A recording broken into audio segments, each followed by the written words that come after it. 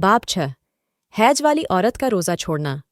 210 अबू सईद खुदरी रज़ियल्लाह अन्हु से रिवायत है, उन्होंने बयान किया कि रसूलुल्लाह सल्लल्लाहु अलैहि वसल्लम ईदुल अजहा या ईदुल फित्र में निकले और ईदगाह में औरतों की जमात पर गुजरे तो आपने फरमाया, औरतों, खैरात करो क्योंकि मैंने तुम्हें ज़्यादातर दोजखी देखा है।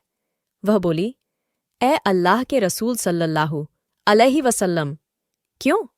आपने फरमाया, तुम लानत बहुत करती हो और शौहर की नाशुक्री करती हो।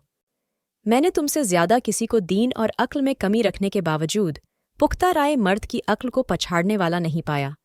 उन्होंने अर्ज किया, ए अल्लाह के रसूल सल्लल्लाहु अलैहि वसल्लम, हमारी अक्ल और दीन में क्या नुकसान है?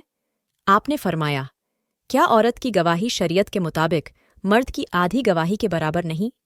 उन्होंने कहा, बेशक है। आपने फरमाया, यही उसकी अक्ल का नुकसान है। फिर आपने फरमाया, क्या यह बात सही नहीं कि जब औरत को हैज आता है तो न नमाज पढ़ती है और न रोज़ा रखती है? उन्होंने कहा, हाँ, यह तो है। आपने फरमाया, बस यही उसके दीन का नुकसान है।